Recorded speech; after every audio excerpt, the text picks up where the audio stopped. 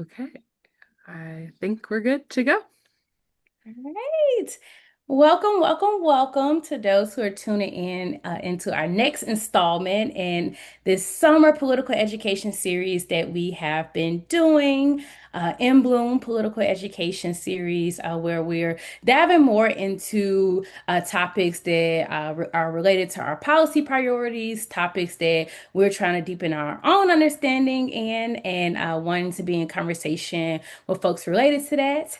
I'm Briana Perry, she, her pronouns, and I am the Executive Director at Healthy and Free Tennessee, an organization working to grow the movement for reproductive justice across race, gender, and class.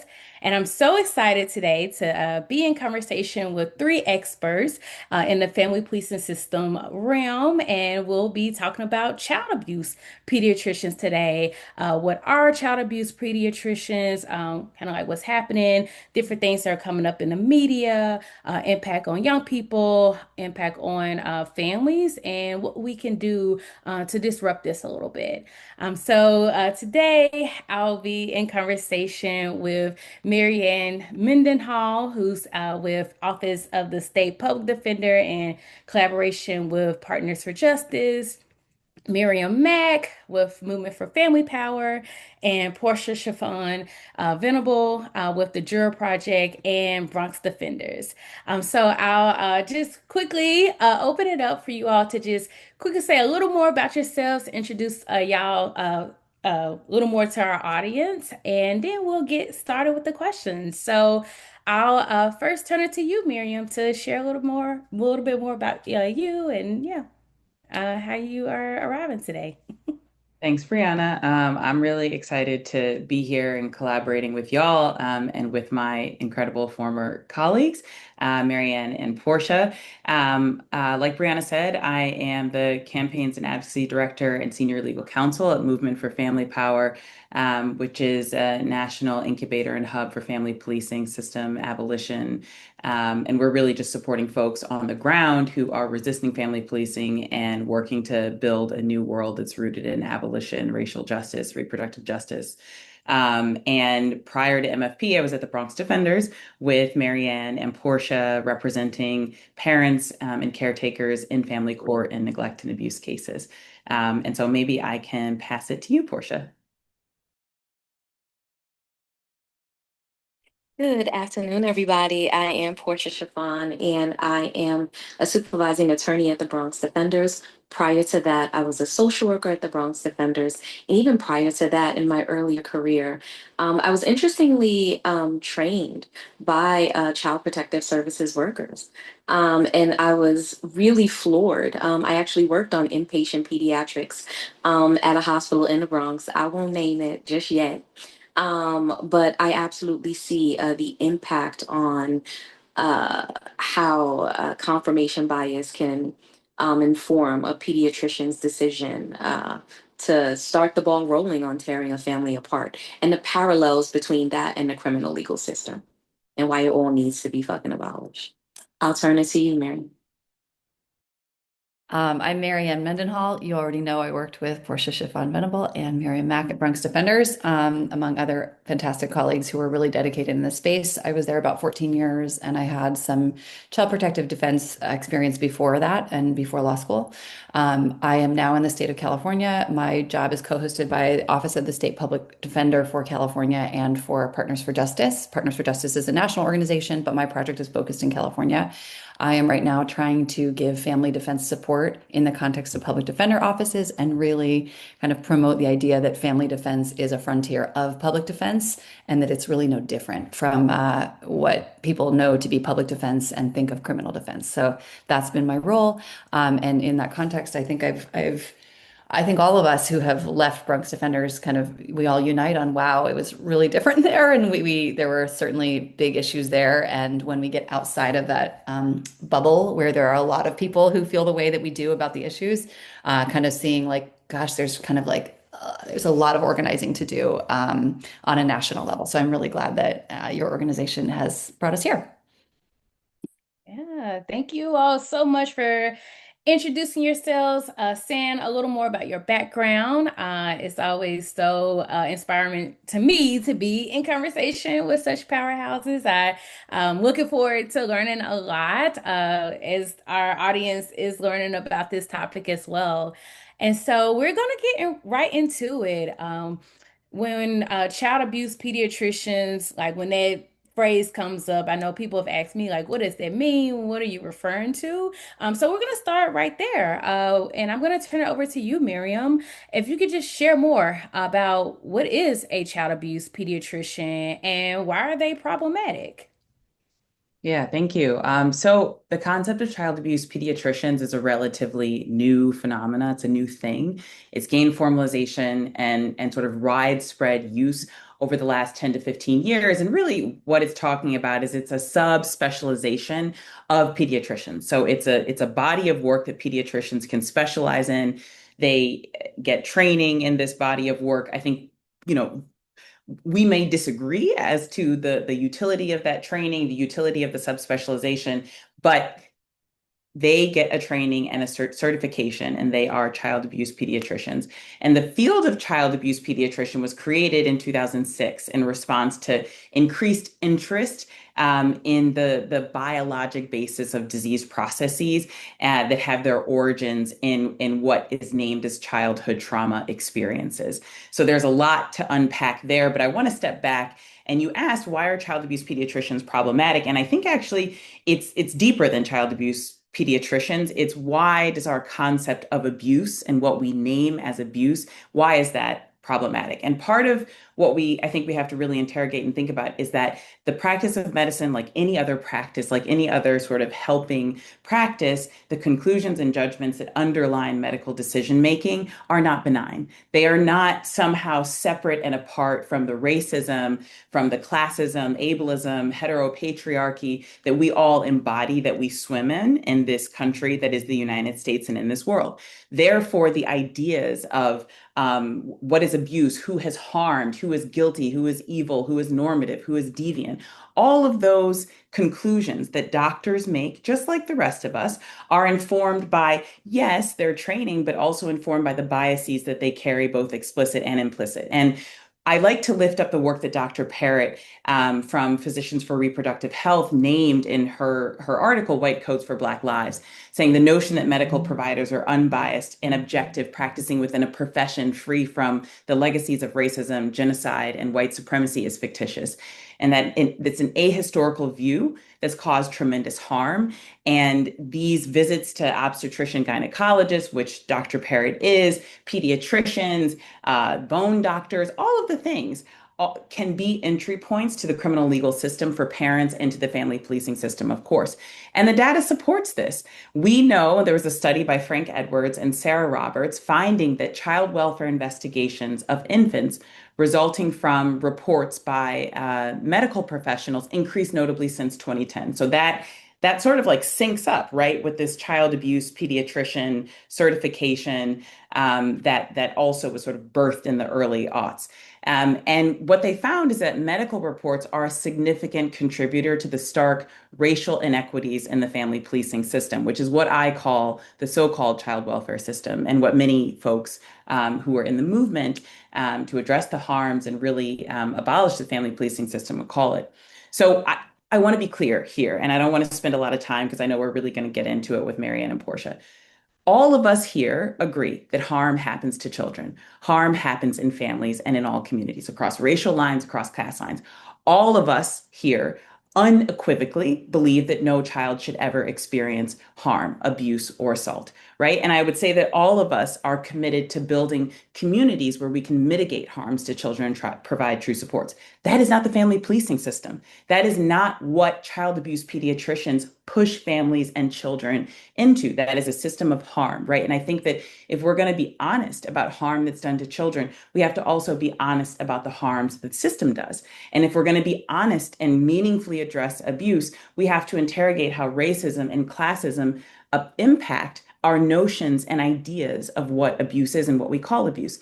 And for folks who are listening, for whom data is the most important, there are myriad studies that show that what child abuse pediatricians and other doctors who are interacting with children call abuse so often is infected by and driven by racism and classism. Just as an example, in 2002, there was a study where researchers looked at records in Philadelphia Hospital of all children under 3 years old admitted between 1994 and 2000 for treatment of acute skull or long bone fracture. And these are the types of injuries that are often pointed to as signs of abuse. But they also can be, these types of injuries can happen from accidental trauma. In cases where the external reviewer found injuries that were indicative of accidental trauma, Black children were far more likely to be reported to CPS than white children. In 2010, okay, there was a study reviewed 39 pediatric hospitals from 2004 to 2008, and the study showed that doctors are more likely to refer Black children to full body skeletal surveys. It's a type of X-ray that's used to diagnose non-accidental trauma. So Black children were sent more than white children, even though white children were more likely to exhibit symptoms of non-accidental head trauma. So white children were more likely to have symptoms that would suggest a non-accidental or purposeful trauma, but Black children were more likely to be sent for the skeletal survey.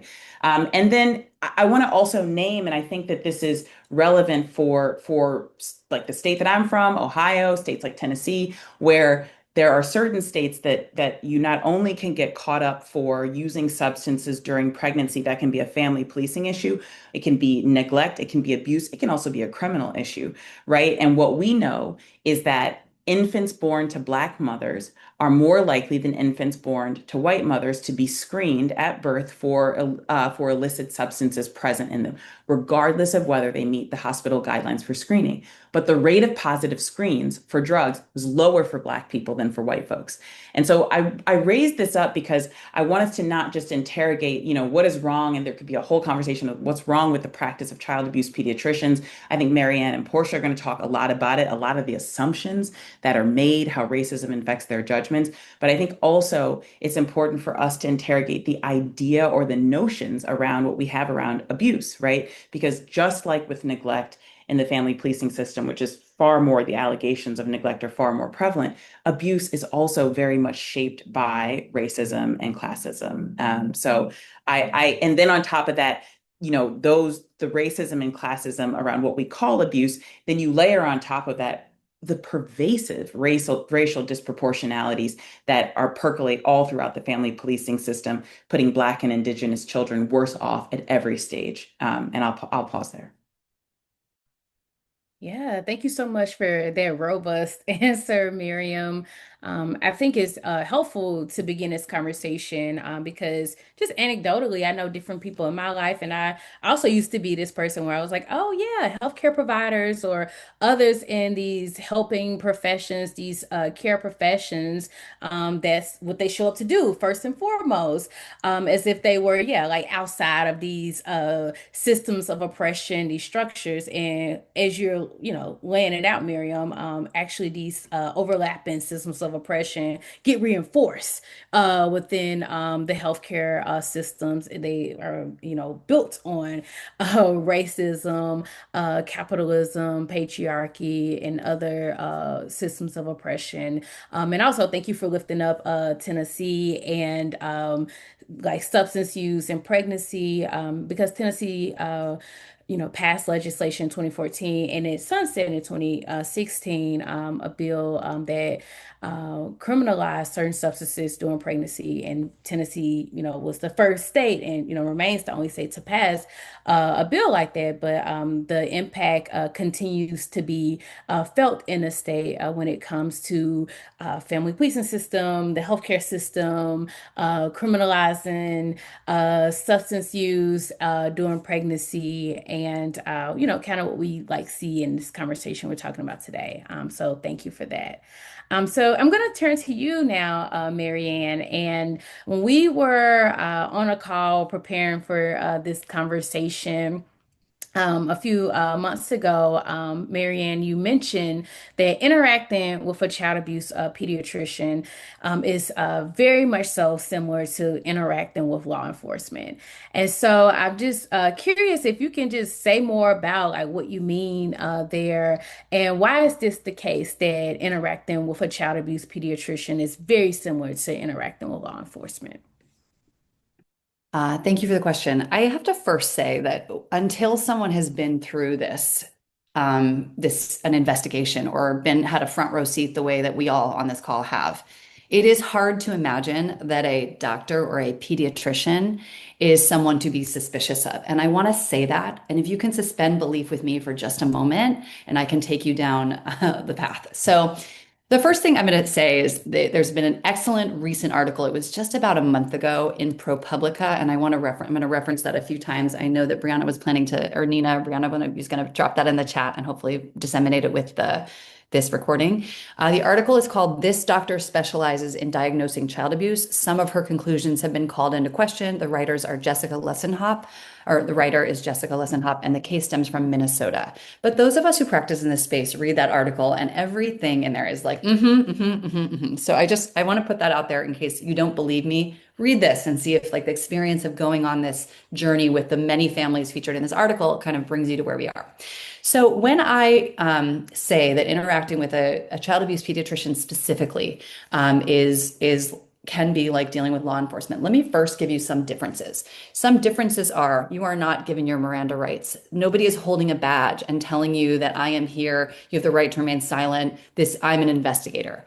These are parents who are usually bedside with a child, and a child who has some injury, whether that injury was from abuse, accidental blunt force trauma, whether it's from something organic like a birth injury or an infection. You have parents who are incredibly concerned about their child. They have already brought this child in for medical care and looked to the doctors to explain what is going on with my child. It could be something like she's limp, she's not responding, or she's straining to go to the bathroom, or I have 5 children and I know this is different. Something's wrong. And we have so many parents like this that enter these spaces and say it all to the emergency room doctor, then to the attending physician who does the admission, then to any specialist who comes in the room. And I caution parents that to immediately start jotting down who you're talking to, understanding what their specialty is. And when you're speaking to a child abuse pediatrician, I would not speak with candor. I would refer them to what you've already said to the person who was actually there on the care team. I'm not clear hospital to hospital what role the child abuse pediatricians actually have in the care of a child.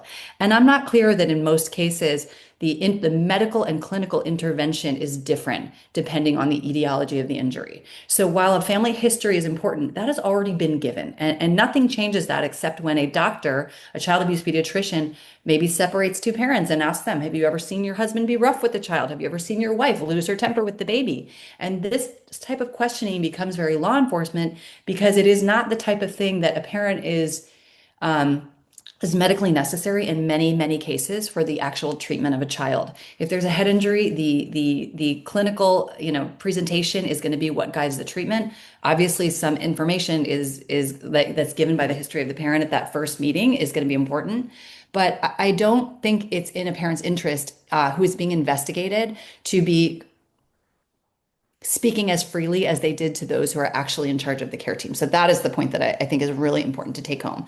And then the other reason I say this is because I think under-recognized is this idea that once a child abuse pediatrician comes in and gives an opinion, it feels the child abuse pediatrician may believe that there will also be some forensic or police investigation or CPS investigation that happens outside of court that is going to supplement the simple medical opinion. I'm just giving an opinion of a doctor. But that does not happen until years later, if you're lucky to get a trial in court, or, sometimes the case is resolved. But if you're lucky to actually get to a point where you have an expert and your defense attorney has gotten you an expert who's appropriate to actually hash it out in court about whether or not this person was right, the amount of deference given to that opinion is like, I can't even call it deference. It's controlling. No CPS team will ever fail to treat something as child abuse when there is an opinion of a doctor, any doctor, or even a child abuse pediatrician that says it's child abuse. And I also want to make the point that once a child abuse pediatrician has said that, talk about law enforcement, everybody stands in line. As the article that I kind of alerted you all to really explains, once there is a child abuse pediatrician in a hospital network calling something abuse, the chilling effect of other doctors to speak with you, of specialists who may actually know more about the actual thing that's presenting this child, to speak with a defense attorney is almost nothing. And in fact, in the article that I sent you, one doctor does so and loses his job over it. Like, he literally gets fired for having given a different opinion. He believed that there was a possibility that this child had artifacts of brain bleeding due to an infection, or that was at least possible or plausible. And this is one of those cases where we don't have a child saying, "Mommy hit me over the head and I've got an injury." You've got a newborn, and this lady's saying it was an abused child. So when I say it's dealing with law enforcement, it's like, because this becomes a sort of, they are not trained in the law. They're not trained in understanding what the harm of a removal of a child is. And as you'll read in the article, they're not trained in caring what happens after the opinion that they give.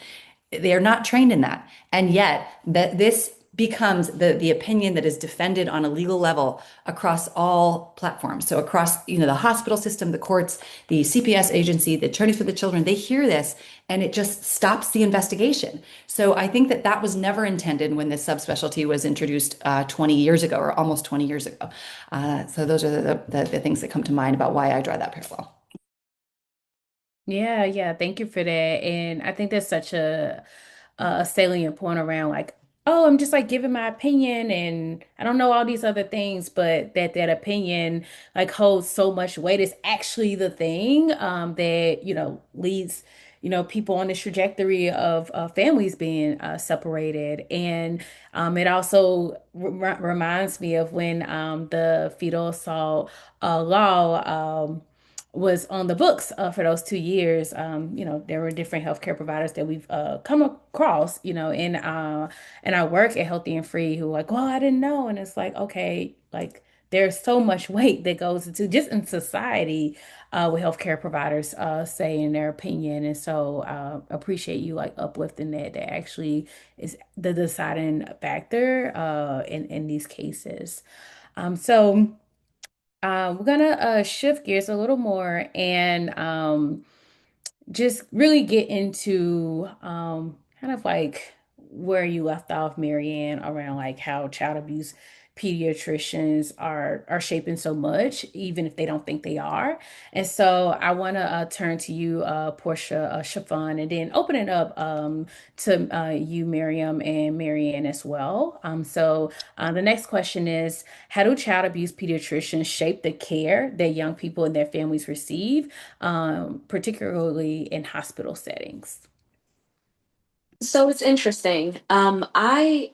I started my life in the foster care system. My mother was addicted to drugs, and the first adults outside of family were child abuse.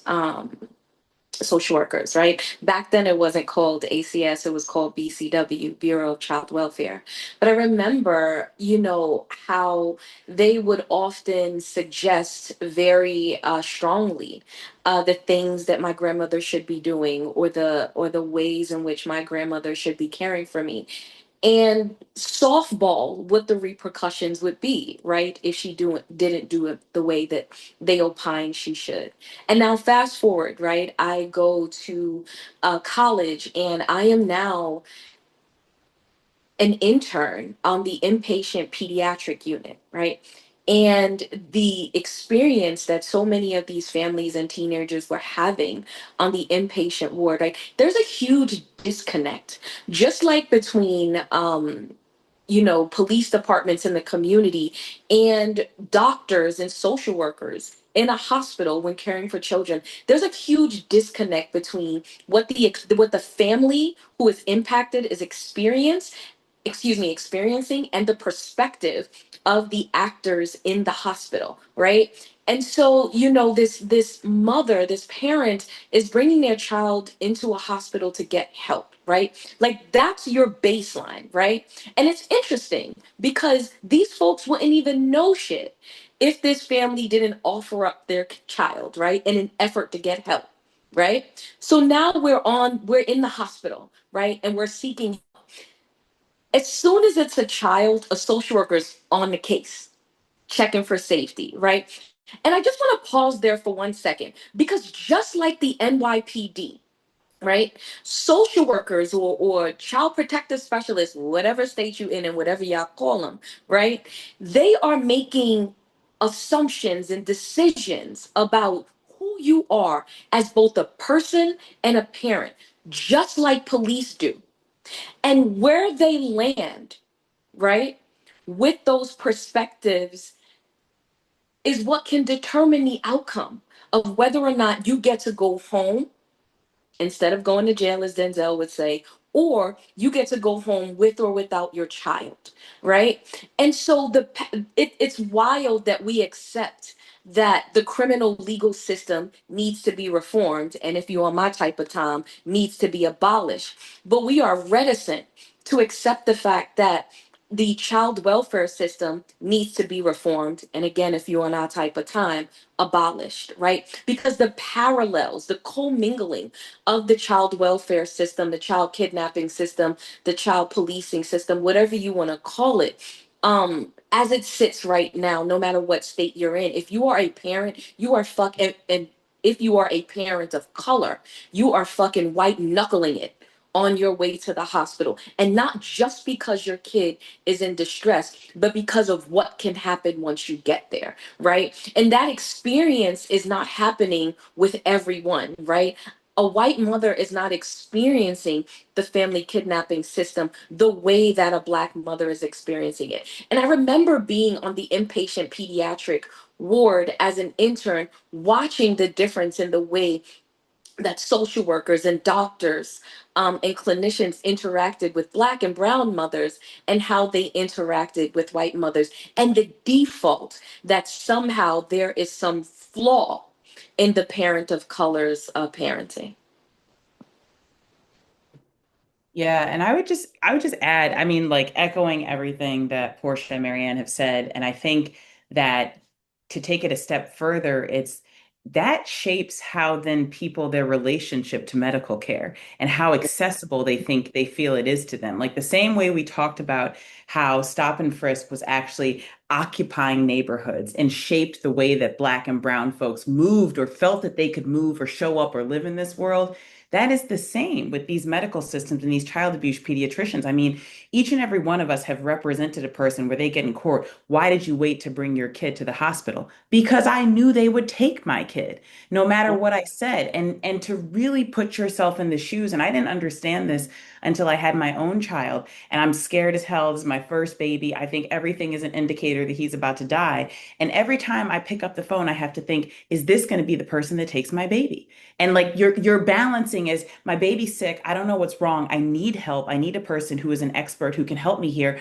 And that might be the very person that takes my child away from me and like rips my whole heart out of my chest. And then I think the other thing that we would see is that it shapes the care that the child gets, right? So they're so focused and dead set often once you, like Mary Anne said, once you hear this is abuse, everybody focuses on that. It's like this myopic vision that then all of these other explanations that could and should be explored, and I think this is what the article that Mary Anne is alluding to, that sort of falls away, right? And so it's like, imagine if you had a doctor that at the outset of meeting you, they decide something is cancer, and then they every other factor indicating that it could be something else. They don't investigate it, they don't explore that. And that actually can cause severe harm to the child. And then the other piece of it is that if the child is removed, and I think Portia spoke to this, they are disconnected from every care system that they have been connected to. That has relationships with their parents, that knows their social histories, that has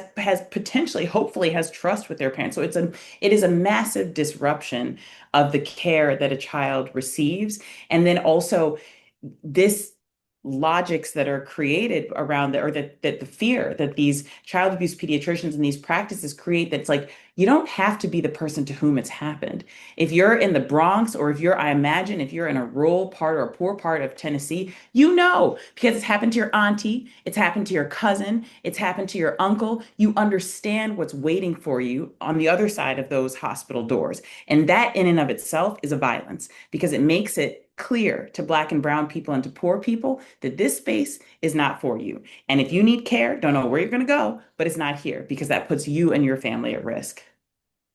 One other thing that I just want to name, in addition to the racism, classism, homophobia, transphobia that permeates all of our systems, particularly where you see it in hospitals with child abuse pediatricians, is the lack of cultural competence, the lack of sort of community understanding and norms. It was always interesting for me, particularly, being in a room with doctors and they're examining kids and sort of not understanding that, in a West Indian household, this is how it goes down. This is how you may care for a burn. My Black grandmother from the Bronx may do some Southern shit that you may not understand. Yes, she put a penny in the middle of my forehead, right? And you may disagree with it, but that's what it is, right? That's what worked for my family. Those were the traditions and the norms that she brought up from down south.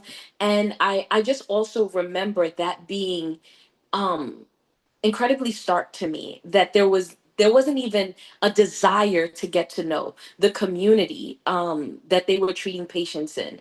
And sort of, I mean, thankfully, finally, doctors started recognizing that, children's breathing issues in the Bronx were due to things other than abuse, right? That the asthma was caused by certain external variables and not necessarily internal variables that directly related to abuse.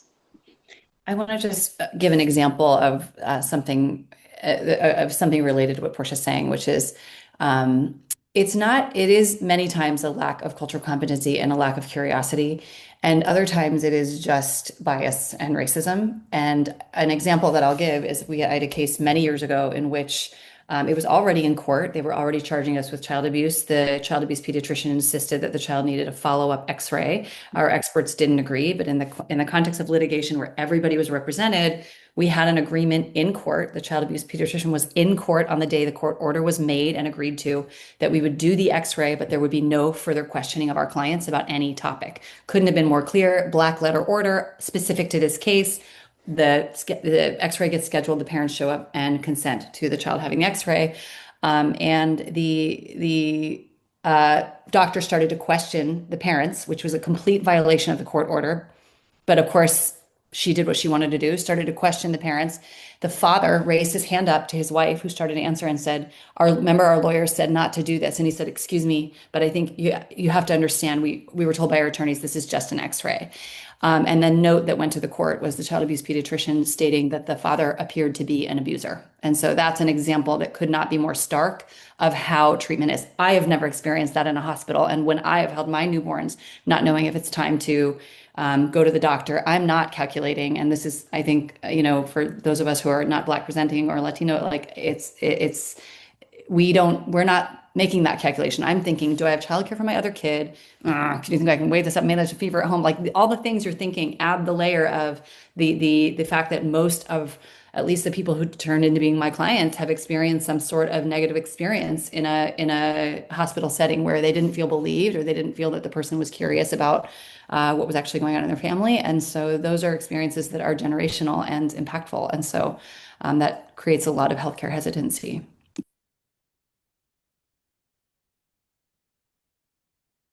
Yeah, thank y'all so much for sharing that, and also like Porsha Shaf'on, like sharing from your personal experience as well, like growing up and what that was like, and also the example that you just shared, Mary Anne, where this father was like, oh, the pediatrician, the child abuse pediatrician said like he looked like he was an abuser, seemed like he was an abuser.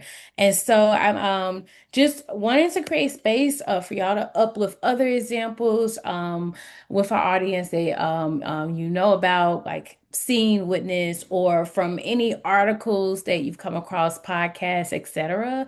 So yeah, just wanting to see if y'all want to uplift any more examples to really highlight this further harm that's caused at the hands of child abuse pediatricians. And so I'll just open it up. Another side of the same coin, I was given an example this morning in preparation for this call of a Black child in a Black neighborhood whose aspiration was to be a pediatrician. And after her siblings were removed for fake child abuse, and I say fake because it's been debunked, She said that she is no longer interested in being a pediatrician. And that's one that really just got me because it's a completely different side of harm that is like doesn't even begin to enter the conversation. Miriam used a word that I think, we really need to push and press more. And the idea of interrogating, right? The idea that that Black and brown mothers by default or are incompetent parents is wild, right? We spent years being folks as mamies and mules. And somehow, right, when we were no longer of use to them in that respect, we somehow became incapable caregivers.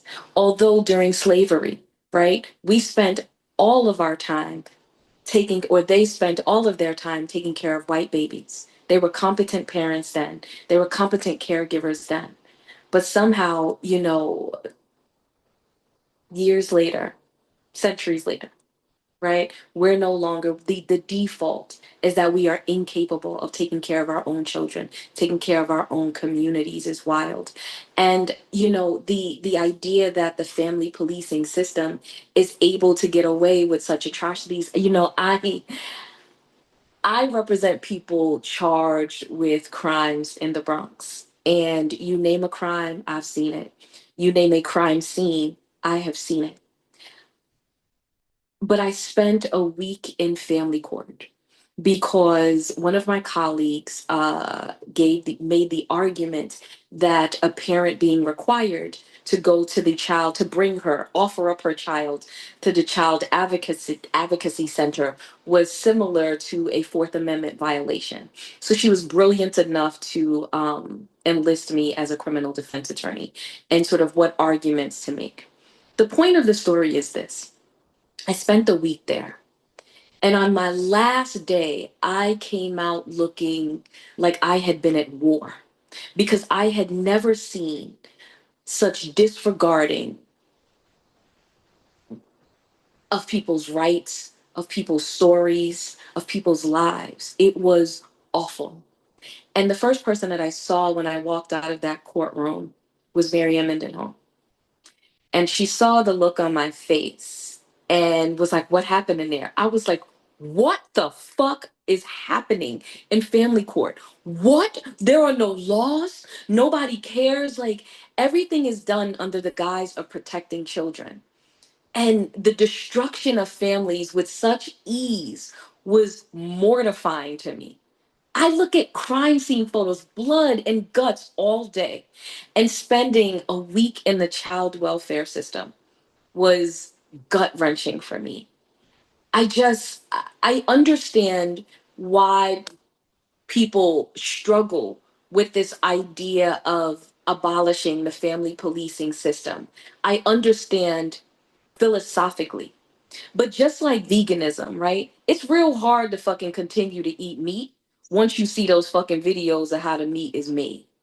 And so I urge people to do what Miriam said, which is really start interrogating further, right? What is happening when folks are going, why is there resistance, right? Why is the default that a Black and brown parent is less apt than a white parent? Not when we've been taking care of people's children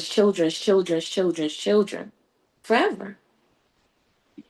And why is it so widely accepted in these communities that any gray area is construed in favor of a prosecution for child abuse? That is so neglectful and abusive of the system to completely overlook the fact that a Black child has bonds to her parents. I don't want to rip Dorothy Roberts off without citing her, but why is it, an old colleague and I always said that, why is it that children are shuffled around like pieces of mail while we sort out what the scientists?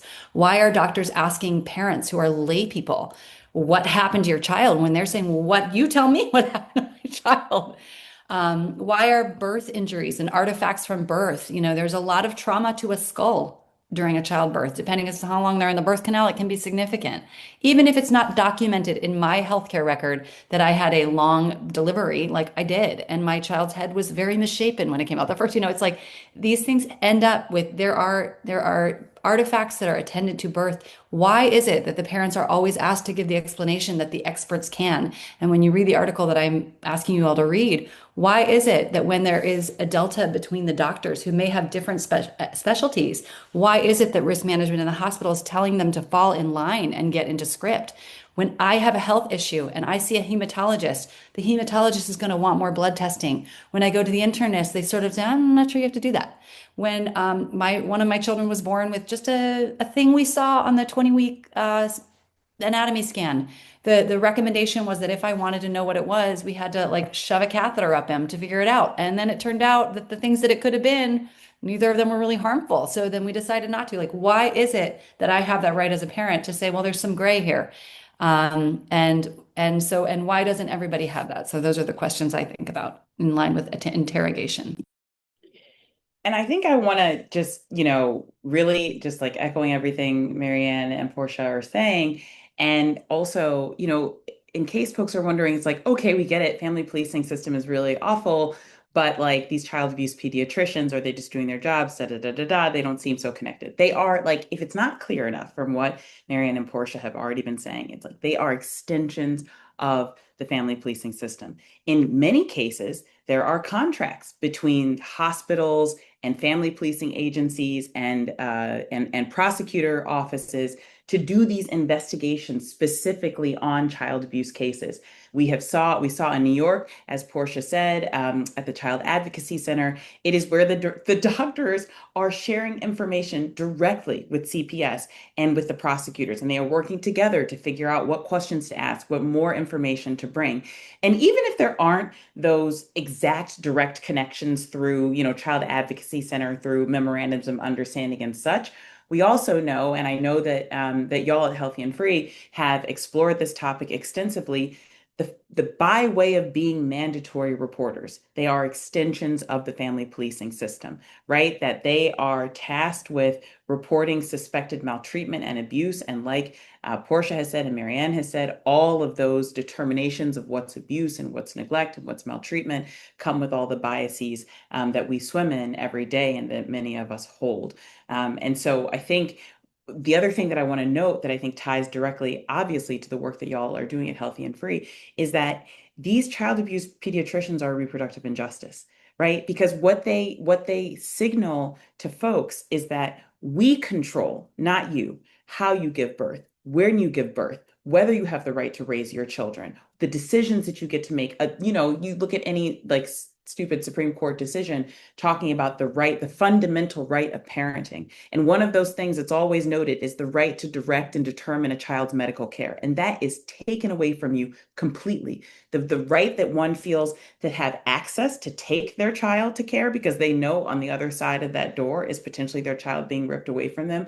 The right to direct the care once the child is at the system. So I think that like we really have to understand child abuse pediatricians as a part of the family policing ecosystem, as opposed to something that's separate and apart from it.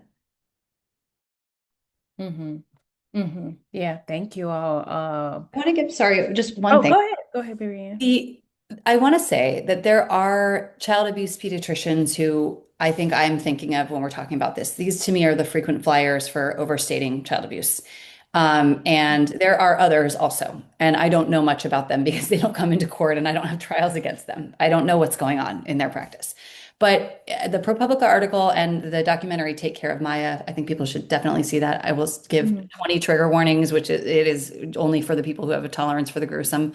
It's an absolutely gruesome documentary about a family that won a huge settlement against their local CPS and child abuse pediatrician. There's this moment at the end of the film, in that film, where somebody had overdiagnosed child abuse. And at the end of the film, after this happens, they feature like 20-second clips of different families who had also experienced harm by the same child abuse pediatrician's hand. And in the article that I suggested, this great ProPublica article, she kind of goes through this. And in fact, she names a couple doctors, one of whom I remember very well from New York. And she had some real serious decisions because of great litigation by lawyers in New York. She then went to Florida. Maybe, I don't know what happened in Florida, but now she's in Pennsylvania, and she is the subject of a very recent lawsuit with a multi-plaintiff lawsuit, kind of saying that she's overcharging child abuse, and she continues to do it and seems to not care. And I say this to tee up here. Here you got, this is about healthcare, right? But you got three lawyers as panelists. And I'm going to say, no matter how much disdain people have for lawyers, and I get it, okay? I get it. We have a role here. And the reason that we have a role is these things are solved by lawyers a lot of the time, only with the help of excellent experts in the medical field who help bring us up to speed. We are not experts in this stuff. You know, I'm not an expert in child abuse in the way that some of these doctors may be. I'm not an expert in, neuroradiology. I will find out and understand the issue in a particular case before me, which is probably a blip in terms of the training that these incredible experts have. But what I want to say, in jurisdictions, this is really important. In jurisdictions, which is most jurisdictions, where the child abuse pediatrician is really the only doctor who ever comes to court in your courthouse, or whose letters are the only medical things that doctors hear. Let me tell you, you do a trial with a child abuse pediatrician claiming child abuse, and you think there's an innocence claim against somebody who is an actual specialist in an ophthalmologist, a neurosurgeon, a pediatric neurosurgeon, like the real experts in the room. Sorry to say, the differential between testimony, right? So like the child abuse pediatrician who comes to court all the time, and then these experts come in, and the judges who have been thinking this might be a child abuse case for years are like jaw on the floor, listening to the medical science that supports the innocence claim. Don't be afraid of calling a doctor to refute and chase through your medical records to try to solve what's happening here. Find the Easter eggs. Find the expert who saw this child who didn't think it was child abuse. Ask your clients who the person was who was nice to your client. Who was the ophthalmologist who shrugged and was like, I mean, it could have been a birth injury. Find out who those things are and investigate and solve this, because that is our role and that's our best use. And only through lawyering, truly, does a lot of this start to get revealed, and you're going to suffer disdain through the whole thing. Join the club. That's the role. So, Mhm. Yeah, thank you for that note, Mary Anne. And that's where I want to go with this next question. Kind of some like practical, like what to do tips. And we're thinking about this question as we're about to launch a Know Your Rights guide tied to a win that we had with our Poverty is Not Neglect campaign. And so we have a webinar tomorrow, and we'll drop information in the chat about that and this guide that we're also launching tomorrow. And so, yeah, I just wanted to open it up and kind of continuing on this thread, Mary Anne, like, kind of what to think about if you are, approaching like a court setting, and whether there's a specialist you can think about and, have them be called in. So I wanted to ask, and it's a two-part question. So one, what are some of those signs that people should be paying attention to when they're interacting with a child abuse pediatrician? And I know y'all already named some of the signs, like the questions that could be asked, but just to share a little more, like what are some signs, you are interacting with a child abuse pediatrician for folks to note? And the other question is like, what are some tips that you want to uplift for parents, caregivers who are in these interactions for them to kind of hold so they can, have something in their arsenal when they are navigating these interactions. So, what are some of the signs and what are some of the tips? I want to walk back something that I'm rethinking something I said a few minutes ago. I am not espousing a policy that people not speak to any child abuse pediatrician. What I am asking you to do is think critically about what you say and how you say it, and whether the question you're asked to answer, you've already answered and there's a place you can point to. And the reason for that is your child's health care is most important. I want you to understand who on the clinical team is important to be communicating with. And also just in all things related to the family policing system, rights are rights-ish. So obviously, if you have rights, if access to counsel, or have someone in your state or your jurisdiction who you can get on the phone, do that and get advice, because it is not the same thing as a police investigation where it's ever going to be in your interest to say, I'm not speaking to you. That's never in your interest. And that's something that Miriam speaks much more eloquently than me about. So I'm going to pass to her, and probably Porsha too. Yeah, I think the things that I would echo what Mary Anne is saying, and I would say, I think I would understand for folks in your own jurisdiction what your rights are vis-a-vis engaging with an investigation, like whether or not you have to talk to CPS, whether or not you have to talk to the child abuse pediatrician. But then in any scenario where you're doing a know your rights, is you have to best assess and hopefully have an advocate or a trusted family member that you can talk to, an attorney, if you have access to an attorney, best assess what information is going to be useful for you to share in that moment. I think some pointers that I would add here are that, like Mary Anne said, write down each and every person that you speak with, write down their specialty, write down when you spoke with them, if you can remember what you talked about, what you shared, what you didn't share.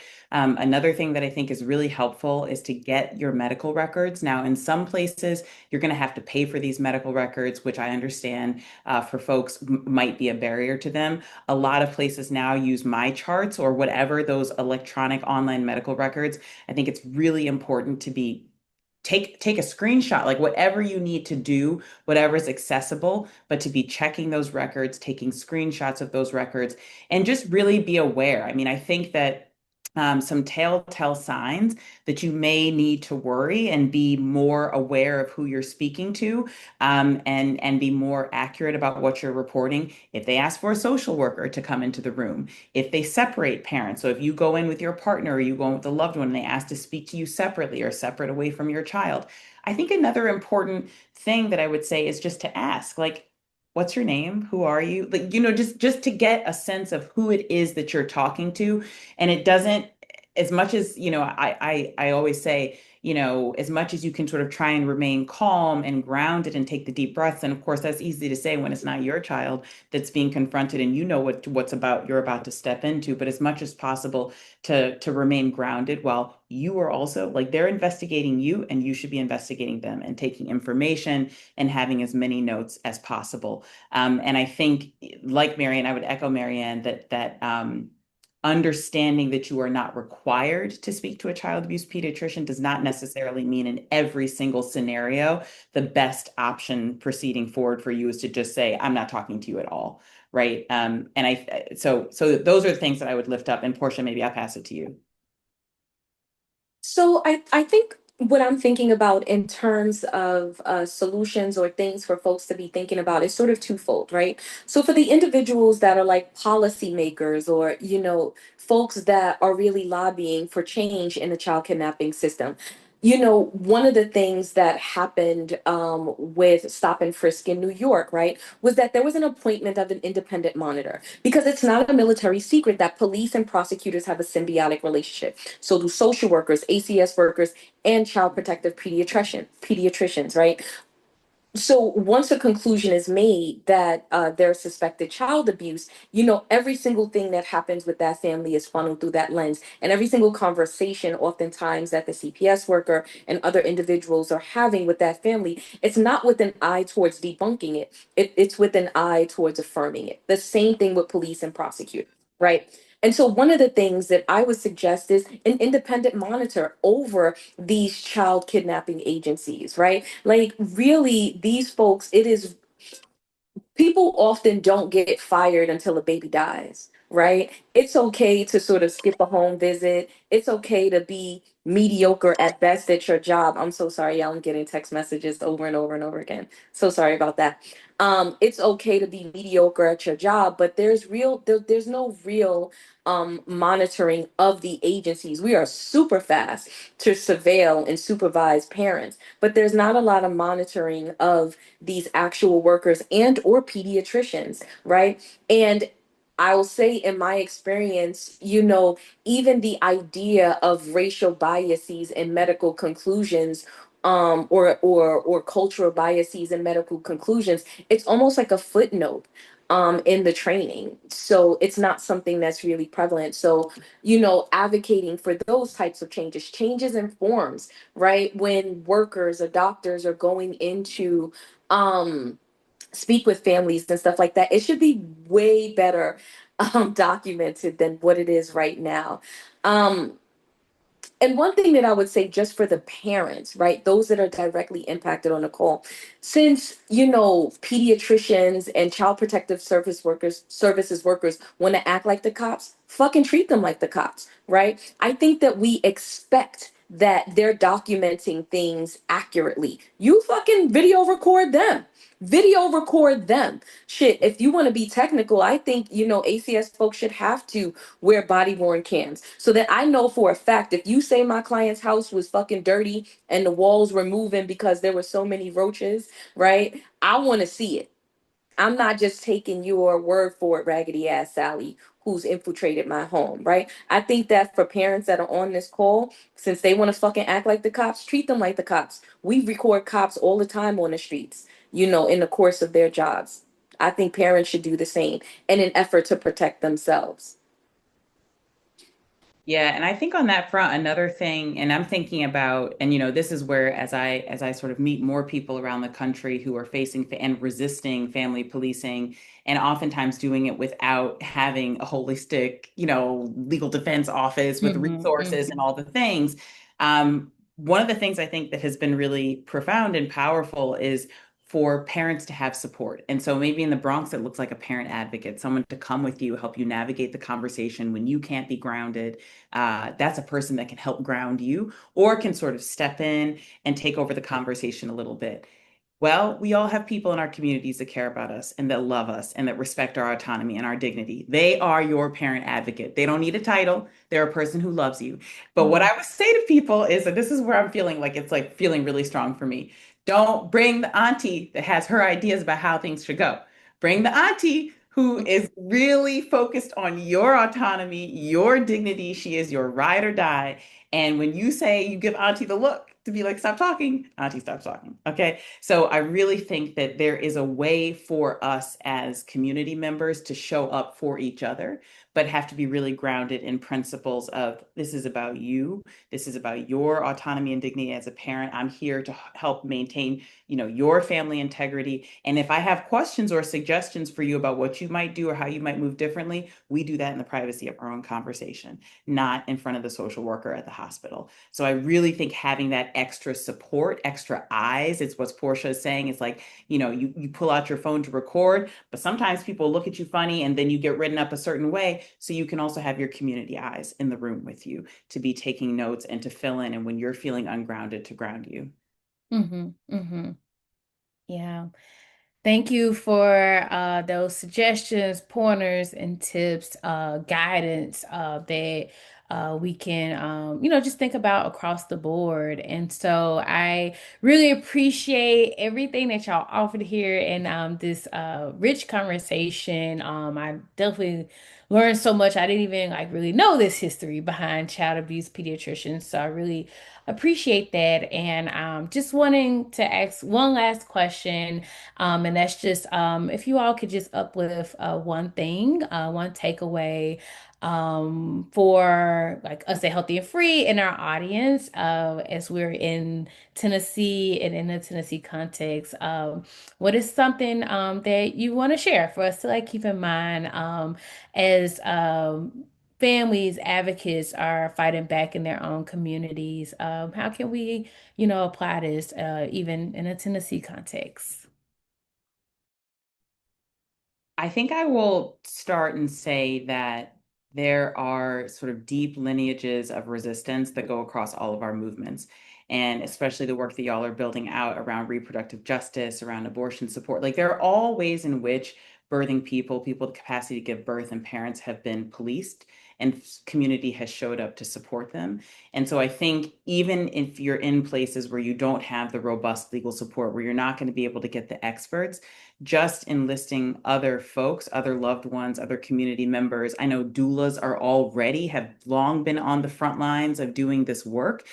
So really honoring and seeing that labor that they're doing in ways that we can sort of support each other as community members in showing up for other people when they are experiencing family policing. I think another thing we can all do is to check our gut. When we hear abuse, check our gut, because I think even when many of us who are abolition aligned hear the word abuse, we suddenly, some of those punitive tendencies start to come out, and we all need to really interrogate that. And then the other thing that I just want to lift up, that a friend who's watching this has has like been mentioning, is that y'all, everybody check if you are a one-party consent state. So before you record, make sure you're aware of whether or not the other person on the other end of the camera has to consent, or whether they don't have to consent to recording. So, I think for all the Tennessee viewers, like, we could get that figured out, get some information to y'all, but that's just an important thing to note, because these systems will use any opportunity to criminalize you. So let's not let that be one of them. So that's what I would sort of lift up.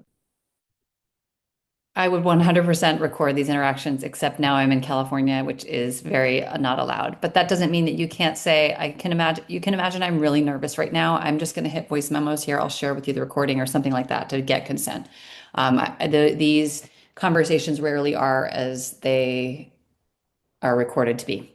I also just quickly, I would say that you are an investigator. When you are in this situation, you have an iPhone note open, you have a scratch pad, whatever it is, you're writing down 1131 visited by such and such, this specially, and you are an investigator. That is just, it's helpful too when you're tired and worried to remember who you spoke to, and remember that the attending was waiting back on the imaging from the radiologist, and maybe the radiology intern comes around and you can say, do you have that imaging? It needs to, it's just part of advocacy anyway, and it gives you something to do. But it is a heavy lift, but these notes and things can be really important later on, so you can remember the identity of the person who said something to you, who makes you feel like they might be on your side.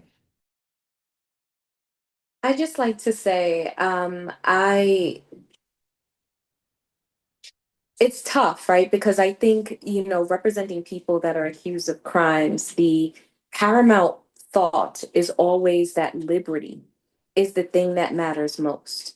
And I think for individuals that don't engage the family policing system often, that are on this call, when I'm representing someone who is incarcerated and they don't know where their children are, they could give a fuck about going to jail if they don't know where those babies are. And so I think, for folks who are really struggling to understand the parallels and or the commingling between the fact that the criminal legal system needs to be reformed and needs to be abolished, how it's a difficult sort of transition from that to the family regulation system, I urge you to consider the fact that all of the exact same issues that are present in the criminal legal system are present in the family policing system. You can replace every single word that Miriam and Marianne said about the family kidnapping system with the criminal legal system. Every single thing. I just think that we are more open to letting certain liberties slide or lie because it's under the guise of protecting children. And again, I am a fan of recording. Yes, I think that you should obviously check to see if your state has a one-sided situation. But I think that there are a milieu of ways to record that don't necessarily require a camera. You don't have to record the individual's face. Feel free to describe them, but the interaction should absolutely be recorded, because oftentimes it is our client's words against the might of the family policing system or the might of the criminal legal system. And there's more deference always given to the family policing system and or prosecutorial agencies. So in an effort to protect ourselves and protect our communities, we need to do what we have to do. Thank you for having me. Yeah, absolutely. And to clarify, Tennessee is a one consent state, one party consent state. So I just want to say that. But yes, I just appreciate y'all so much. Porsha, Shaf'on, Miriam, Mary Anne, thank y'all for being here, supporting our work. We really appreciate what y'all are doing in the world as in the legal field or legal adjacent work that y'all are engaging in. And yeah, thank you all for tuning in. More to come as we're thinking about Know Your Rights and some other things that Healthy and Free is up to. And stay tuned for the next conversation. So thank you again. And yeah, we are excited to continue to dig more into these topics.